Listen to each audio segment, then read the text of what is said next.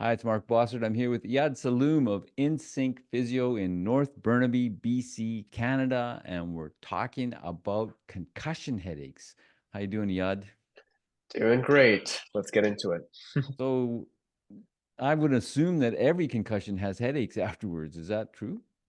You'd be surprised. I mean, it's one symptom for sure, and it's definitely like I would call it a major presentation after concussion, but I wouldn't necessarily say that all concussions have headaches. That's a bit of a sweeping statement, even though concussion's an injury to the head, to the brain.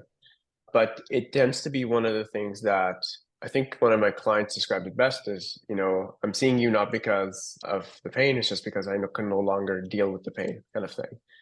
So it tends to be like an issue of management and also treatment because they're kind of lost. They'll try certain medication, which seems to help temporarily, but then they seem to recur with most people for different reasons. And I think really the biggest thing that we try to do in the clinic is try to figure out what kind of a headache are we dealing with, what's contributing to it, because often people get given one reason, and in my experience with concussion, and we learn new stuff every day, it's never just one thing. So I think that multimodal approach is so key in concussion treatment and especially in assessment, because it's kind of lazy of us to blame everything on, oh, you are sensitive to light and that's what's causing your headaches, because sometimes the headaches make you sensitive to light. So it's hard for us to draw that causal, this caused this or this caused that. And there's lots of contributors. So that's one of the things that we would do in our first few visits in the clinic, because it's really hard to assess everything you need for concussion in one session. Otherwise, the person would be just completely wiped and hate you forever for flaring them up so much. Right. So we typically think that concussion happens from contact sports, football, Mm-hmm. hockey. That there's growing awareness of, heading the soccer ball is a problem, rugby, but I think it happens a lot more than people think.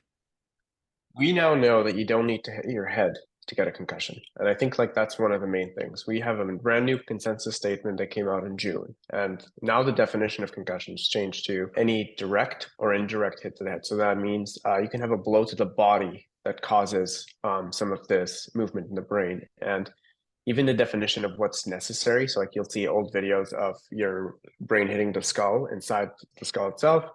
We now know that it's not just that seems to affect it, because even just the movement could cause some injury there.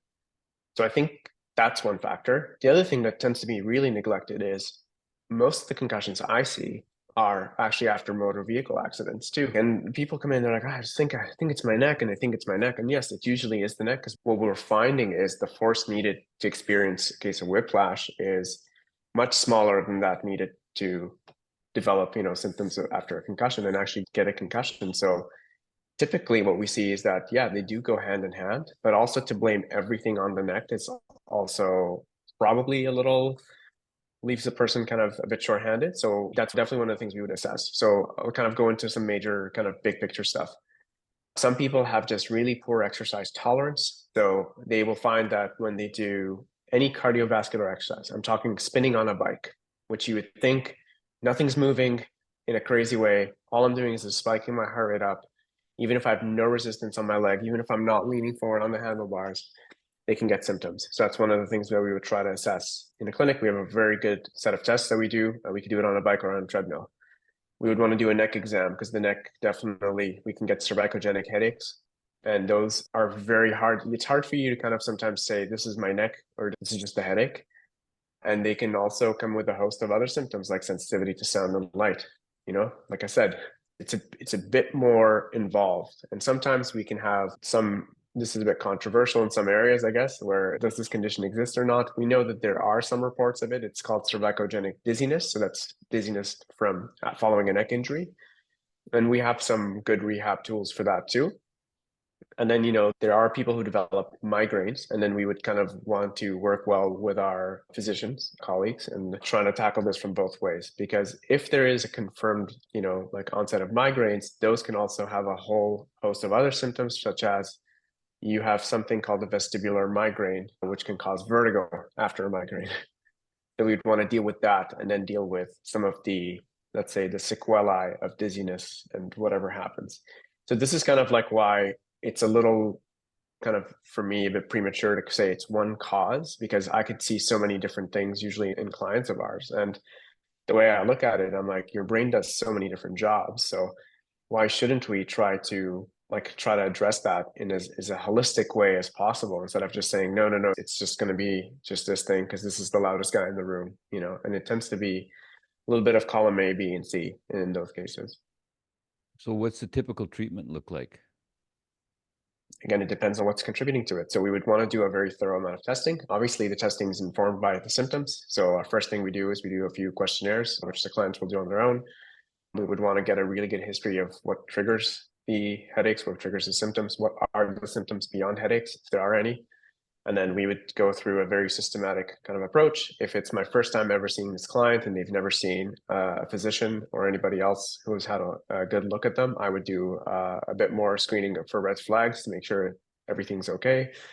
And then we can kind of dive in and we can look at a few things. We can look at some of the things called oculomotor function to look at how the eye is moving and attending to different stimulation. And then we would assess the neck. We would also want to do some form of exercise testing because that's really, really important. That tends to be the one that's usually neglected because it's very time consuming. However, we tend to see that that actually is a really, really big piece. And we would do this exercise testing in a very controlled environment. I've been mostly using the stationary bike because I find that it provides less noise in testing. So I can really pick out, can this person actually get their heart rate up? Can they tolerate it, and how long and how much intensity they could do it at. And then I'm monitoring a lot of other variables like heart rate and a few other things and exertion. And then based on that, I can give a very nice prescription for that client to go and start moving again and get their rehab on track. And obviously, a lot of it comes down to education about managing your own resources. We can't just kind of go all out every time. We have to kind of really pace ourselves in the recovery. And we want to see some form of graded exposure there. We don't want to just go to absolute rest. Rest is really useful in the first 2 to 3 days. And then after that, we'd want to start stimulating the body just a bit. Even if it's going out for a walk, even if it's just like reading a single page, depending on the person's goals. If we want to get them back to school, it would be one approach. If we want to get them back to work, one approach. Want to get them back to sports, another approach. So that's where the nuance happens. And that's where it's a little more vague, because if I want to get back to a soccer field versus reading a whole textbook, I need different things to be considered in my rehab. Of course. And typical, I guess this again depends on the acuteness of the injury. How long does it take? Fix it. I can tell you that there's no consensus on this because so many things are like the variables at play are when did the concussion happen versus when did we start dealing with this? How aware are we that we are actually dealing with a concussion versus not? How many other systems are involved and how much severity is there from the beginning? So all of those factors can dictate how long it takes. So I cannot give a singular like, oh yeah, it's about 4 to 6 weeks and then, you'll be back in no time. This is just not one of those conditions that we can kind of just give a very good, clear definition on because there's just so much variety in that same case. But I like the way I kind of will structure that prognosis piece is like how well, how long is I will see how they're developing in the first 1 to 2 weeks. And based on, we can decide, do we push more aggressively or do we need to hold back? So I think again, there's so much individual differences here that I'm loath to give a one size fits all piece of advice and also set people with the wrong expectation or, because some people might need to be pushed on faster and some people might need to be held back a bit more. Would it be wrong to say that if this is someone's third or fourth concussion, that it's going to take longer? It just makes sense if you've had multiples that the recovery is a little more complicated because there's just more history there. And it depends also how well they recovered from the previous ones and where they were at. But the good news is we do see people recover. My last client had 7 concussions by the age of 19. Which is, it sounds like a lot, but she just returned to her sport. So I think it's all possible. We obviously try to provide as much education as possible to the athlete or to the client, and then they could make the best informed decision themselves. It's never just yeah, I think you should go back to sports. It's more like, here's what's going to happen. Here's where the potential pathways are in front of us. And based on this, then you have more information. How do you want to proceed? Yeah.